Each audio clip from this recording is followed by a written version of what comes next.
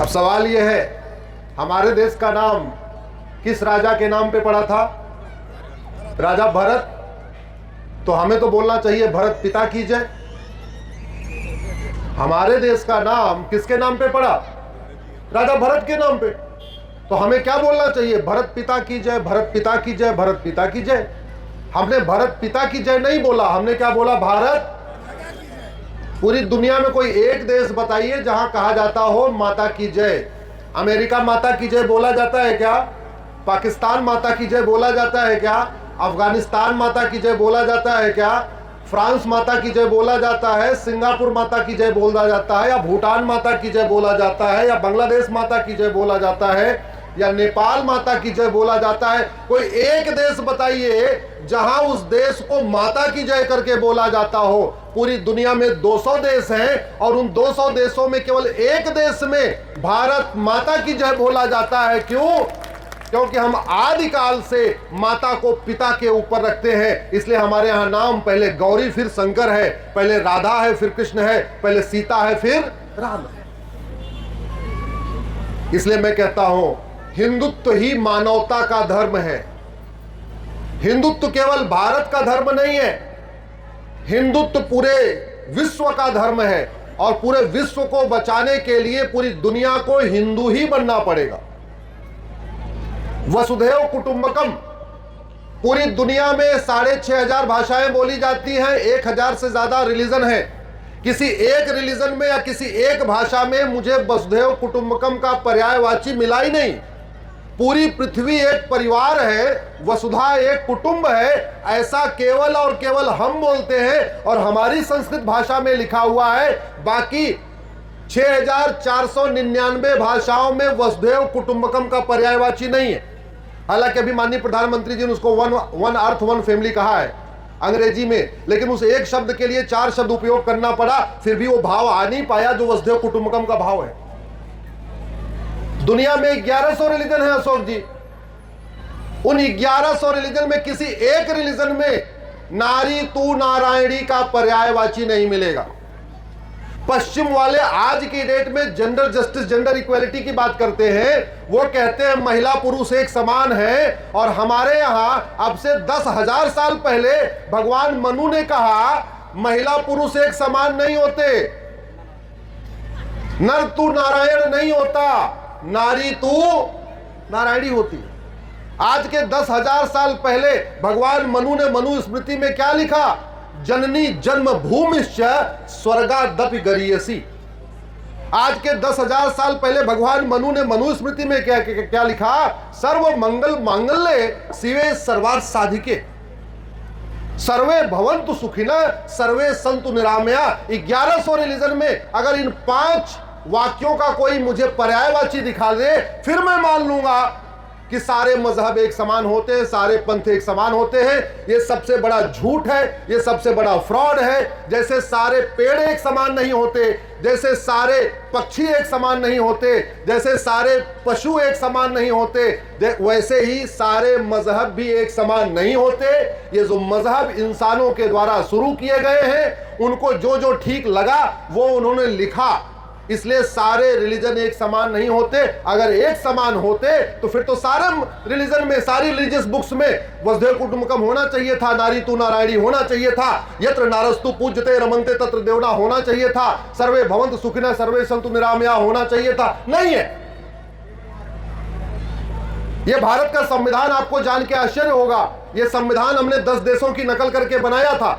ये हमें पढ़ाया गया कि हमने 10 देशों की नकल करके अपना भारत का संविधान बनाया, लेकिन कभी ये पढ़ाया नहीं गया कि जिन 10 देशों से हमने नकल किया है उन्होंने किसकी नकल किया।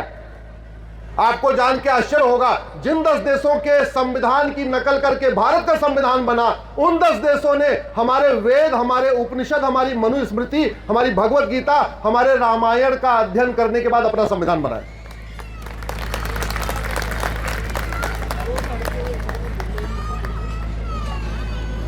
और अगर इस संविधान को आप ध्यान से पढ़ें तो यह संविधान भी हिंदू संविधान है। संविधान में कोई कमी नहीं है।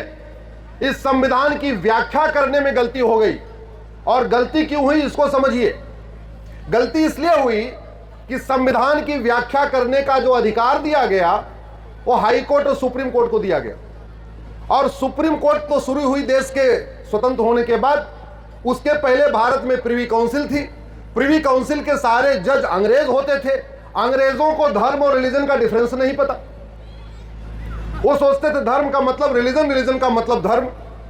आप लोग गूगल करिएगा धर्म रिलीजन, अश्विनी उपाध्याय की मेरी PIL चल रही है जिसमें मैंने धर्म और रिलीजन के 25 डिफरेंस बताए हैं, और केंद्र सरकार को, राज्य सरकारों को नोटिस भी जारी हो रखा है। हमने कहा कि प्राइमरी के चैप्टर में पहले एक प्राइमरी स्कूलों में चैप्टर डालिए डिफरेंस बिटवीन धर्म एंड रिलीजन, क्योंकि हमारे बच्चे, हमारा जिसको जनजी कह रहे हैं, वो जनजी कंफ्यूज हो रखा है। वो धर्म को रिलीजन समझ के बैठा हुआ है, रिलीजन को धर्म समझ के बैठा हुआ है, विष को अमृत समझ के बैठा हुआ है, अमृत को विष समझ के बैठा हुआ है। 25 अंतर नहीं, मोटा मोटा एक अंतर बताता हूं, धर्म जोड़ता है और रिलीजन, पीछे से आवाज नहीं आ रही है, धर्म जोड़ता है और रिलीजन, धर्म जोड़ता है और रिलीजन, बेसिक अंतर यही है।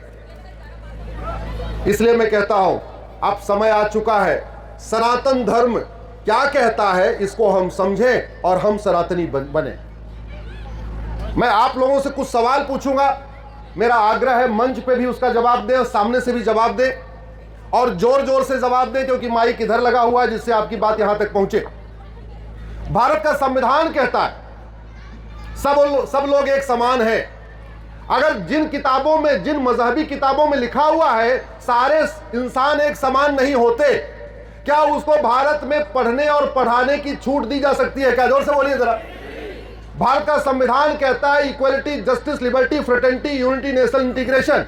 अगर किसी किताब में लिखा हुआ है सारे भारत के रहने वाले एक समान नहीं, महिला पुरुष एक समान नहीं, माता पिता एक समान नहीं, बेटा बेटी एक समान नहीं, पति पत्नी एक समान नहीं, क्या ऐसी किताबों को भारत में छापने, भारत में प्रिंट करने, भारत में बेचने और भारत के स्कूलों में पढ़ने और पढ़ाने की छूट दी जा सकती है क्या?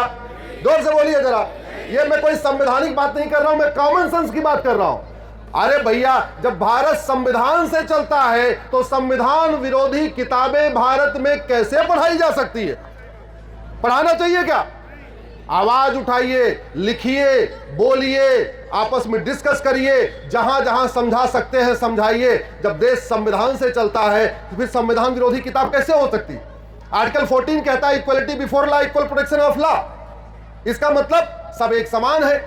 अब कुछ किताबें कह रही है सारे एक समान नहीं होते। एक किताब में तो एक दिन मैं किसी को सुन रहा था, उससे पूछा गया मूर्ति पूजा बड़ा अपराध है कि बलात्कार करना? अशोक जी, एक व्यक्ति से पूछा गया कि बलात्कार ज्यादा गंभीर अपराध है कि मूर्ति पूजा? तो जानते हैं उसने क्या बोला? मूर्ति पूजा ज्यादा गंभीर अपराध है वनस्पति बलात्कार के। आप सारे लोग मूर्ति पूजा करते हो कि नहीं करते? जोर से बोलो जरा। इसका मतलब आपका मूर्ति पूजा करना बलात्कार से भी जघन्य अपराध है। इसका मतलब आप बलात्कारी से बड़ी अपराधी हो। क्या ऐसे किताब को भारत में पढ़ने पढ़ाने की छूट दी जा सकती है क्या? एक बात याद रखिएगा, धर्म का विलोम अधर्म होता है। धर्म और अधर्म के अलावा तीसरा कोई शब्द ही नहीं होता। ये रिलीजन और मजहब जो विदेशी शब्द है, ये अधर्म को जस्टिफाई करने के लिए आया है, नहीं तो धर्म का विलोम क्या होता है? अधर्म। और भारत का संविधान ये कहता है अधर्म का नाश करना यह हम सबकी ड्यूटी है। धर्म की, अधर्म का, प्राणियों में, विश्व का, इसमें काम का बंटवारा है।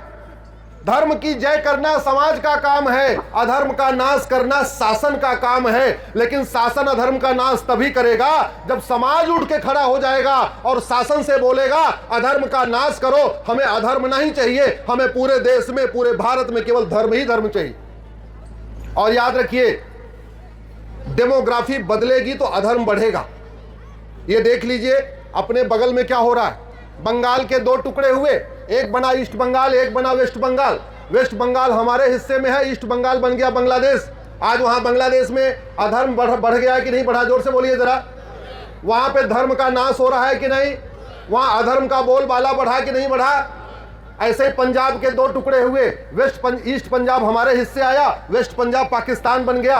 और वो उस पाकिस्तान में अधर्म का बोलबाला बढ़ा कि नहीं बढ़ा? जोर से बोलिए। वहां धर्म की हानि हो रही है कि नहीं? वहां जो लोग सनातन धर्म को मानते हैं उनको प्रताड़ित किया जा रहा है कि नहीं? उनकी बहन बेटियों को उठाया जा रहा है कि नहीं?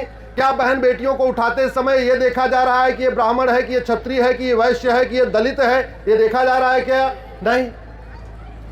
आप जरा सोचिए, जब अधर्म बढ़ता है तो धर्म को भी कई बार अपना रास्ता बदलना पड़ता है।